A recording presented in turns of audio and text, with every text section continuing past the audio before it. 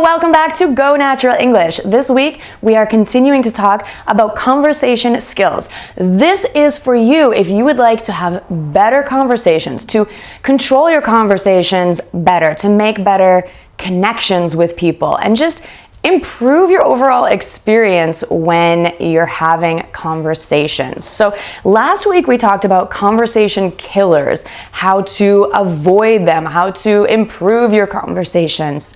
And this week we're talking about 10 ways to change the topic or end a conversation. So if you're in a situation where someone is killing the conversation, maybe you're killing the conversation, hopefully not, I'm sure you don't, but if you need to get out of an awkward situation, these phrases will help. So this is for you if you're a native speaker, if you're a non-native speaker of English and you're an English learner, this is definitely for you, but I think it's for everyone who wants to improve their conversations. And I'll share a link to last week's video at the end of this one, so keep watching. If this is your first time here, then welcome. I'm so excited you're here. My name is Gabby Wallace and I am an English teacher from the United States. So let's jump into our 10 phrases today. You know, I was thinking about these because I've been using a lot of rideshare apps to get around Los Angeles, where I am right now. I don't have a car at the moment. And you know, I'm always engaging in lots of different conversations with lots of different people. And one of the most recent experiences was a ride with a driver who was really sad about his relationship that was failing. And it was a lot of personal information, like really quickly. And so I told him, hey, did you know there's a lot of great relationship advice on YouTube? You should check it out. So those are actually a couple of phrases that you can use.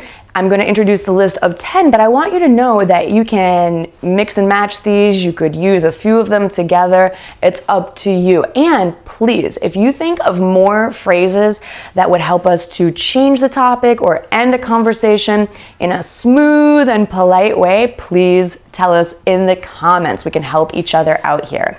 Okay, let's go. Number 1. On another topic. Use this phrase to smoothly guide the conversation to another topic. So you could say, hey, on another topic, and then insert what you want to talk about. So on another topic, what's your favorite kind of coffee? I'm just going to give you some random examples here to show you how, you might create a complete sentence. You could also add some words here, like on a completely different topic, if you want to drastically change the conversation or make a big leap. So on a completely different topic, what's your favorite city to travel to? Great. Number 2, exclamations. So any kind of, well, not any kind of, but a polite exclamation like, oh my gosh, or wow, I just thought of something I have to share with you, or hey. So wow, hey, oh my gosh, these are all polite exclamations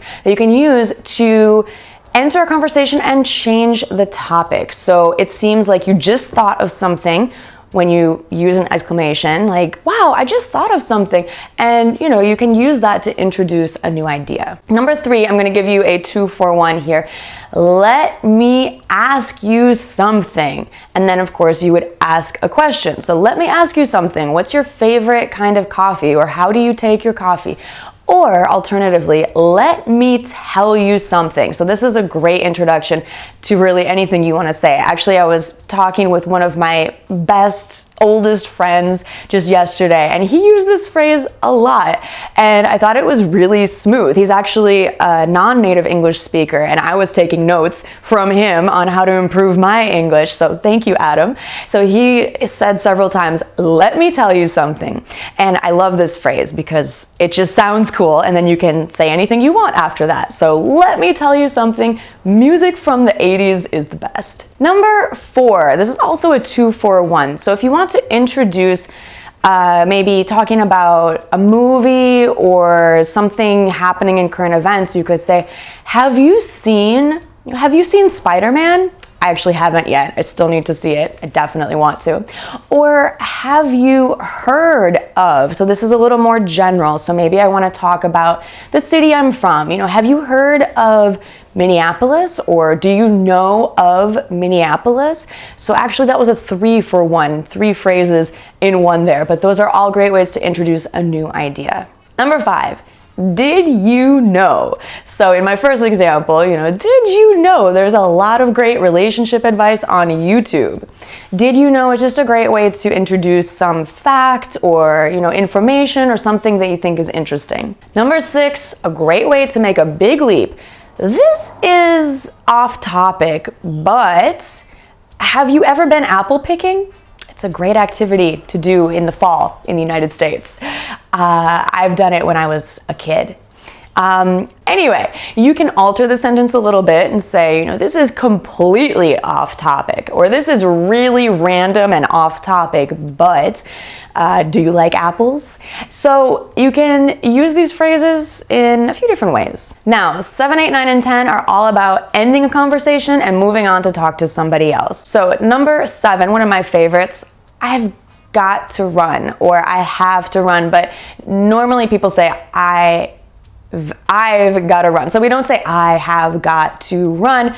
We say I've got to run. I've got to run. I've got to get going. I've got to run, which means you need to move on to the next thing. And this is a polite way to move on to another conversation or just end the conversation there. Number 8 is quite similar. I've got to get going. I have got to get going, or I have to get going, but nobody says it like that. So listen and repeat. I've got to get going. I've got to get going. I've got to get going. Yeah, I've got to get going in just a minute too. So here we go. 2 more.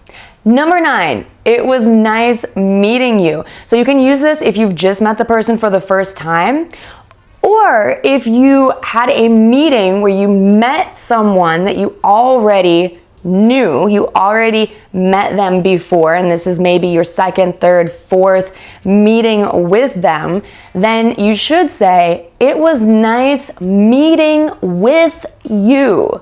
Don't just say it was nice meeting you, because that sounds strange. That's what we say the first time we meet someone. So English learners, pay attention to the difference here. It was nice meeting with you, or you could say it was nice meeting you here. Let's say you met in a cafe. It was so nice meeting you here, but I've got to get going. It was so nice talking with you.